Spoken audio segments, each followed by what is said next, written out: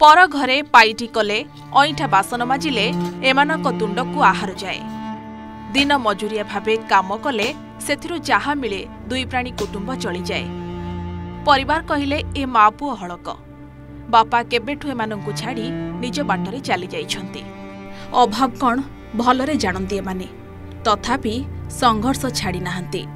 अभाव आउ गरीबी भितरे भी पुओ तांकर नीट परीक्षारे कृतकार्य होईछि। बिना कोचिंग रे यूट्यूब रु क्लास वीडियो देखि सफलता पाइछि। आउ एबे डाक्टर हेबाको आशा बांधिछि। हेले बाधक साजिछि अर्थ। घरर असुविधा को सामना रे रखी मु बेले बेले भांगी पड़ुथिली, तथापि हार मानली नाही एवं तृतीय थर रे मु नीट परीक्षाटी पास कली एवं वर्तमान मु कॉलेज टी पाई अछि।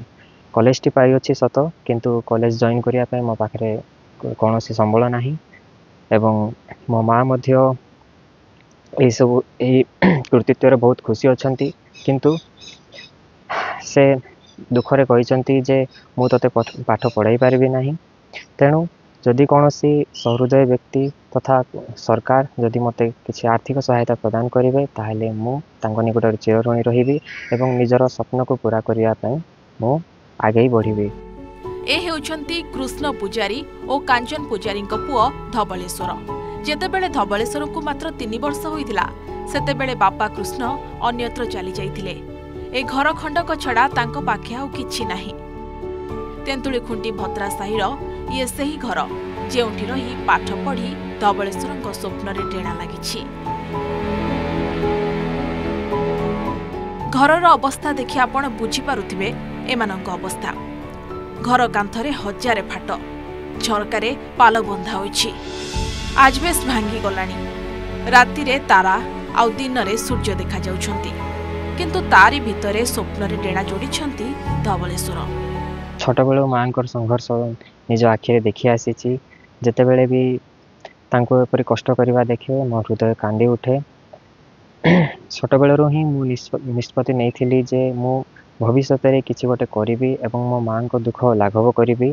सेथिबाई मु केबे भी निज पाठ पढ़ा रे हेळा करि नाही। दिन राति जहाँ जेतिकी संभव मु परिश्रम करि पढ़िछि एवं भगवान को कृपारु मो परिश्रमरु आज मु ए परीक्षा रे सफल हेइ पारछि। छोट बेलू भल पाठ पढ़ुथिबारु माँ कांचन पर घरे बासन माझी पुओ को पाठ पढ़ाइछंती। धवलेश्वर मैट्रिक परीक्षा रे 80% रखी उत्तीर्ण होइतिबा बेले युक्त 2 विज्ञान रे पाइथिले 88%। तथापि आर्थिक परिस्थिति पई पाठ पढ़ारे डोरी बंधाला। आंध्र प्रदेश को दादन खटिबा को गले धवलेश्वर। दीर्घ 7 मास काल सेठी जीवन को पानी छड़ाई खटिले। जहा रोजगार कले सेई टंकारे स्मार्टफोन किनिले।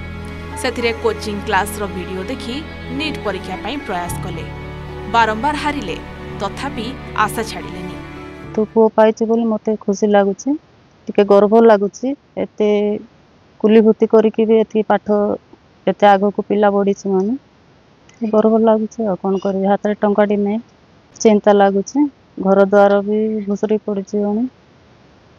आज्ञा लोक किछि साहाय्य करिथिले मो पुओ कोन भलो हि थांता। 2 थर विफल हेबा परे तृतीय थर प्रयास फलवती हेला। बिना कोचिंग रे धवलेश्वर स्टेट रैंक 3858 और एसटी कैटेगरी रे 376 नंबर रखी सफलता पाइछंती। काउंसलिंग परे कोरापुट मेडिकल कॉलेज रे सीट भी मिलिछि, किंतु पाठ पढ़िबा को लोड़ा पड़ुछि पाखापाखि 7 लाख टंका। नवरंगपुर विधायक गौरीशंकर माझी धवलेश्वर को कहानी शुणिबा परे तांको घर को डाकी एडमिशन करिवार प्रतिश्रुति दैछंती, जहाकु नै धवलेश्वर को परिवार बे बेस खुशी। मु बहुत आनंदित। सी आमर एरिया पई समाज पई गोटे प्रेरणार उत्स हेबे, कारण गरीब आगे हार मानिची।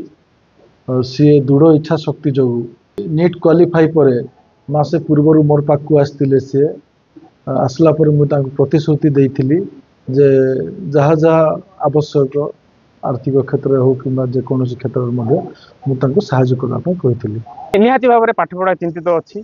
खाइबा पाठ पढ़ो केमती जहाँ गवर्नमेंट पक्षर सीट मिलले भी जहाँ 5-7 लाख टका खर्च हम से बड़ चिंतार से पड़ी। मु विशेषकर जिला प्रशासन ब्लॉक प्रशासन और मान्यवर मोहन चरण मांझी मुख्यमंत्री जी अच्छा भी अनुरोध करुच्ची एमती प्रतिभावान पिला मानक जदि आर्थिक सहायता करेंगे ताहले निश्चित भाव में आम समाज आगू जा समाज गोटे सुस्थ समाज गठन हो पार। एबे साधारण रे प्रश्न उठुची सतरे कौन दृढ़मना धवलेश्वर देखिथिबा स्वप्न साकार हेब? अर्थ अभाव मेधावी छात्रंक भविष्यत अंधकारमय होई जीवनी तो। नवरंगपुर नवघन विषय रिपोर्ट ओडिशा रिपोर्टर।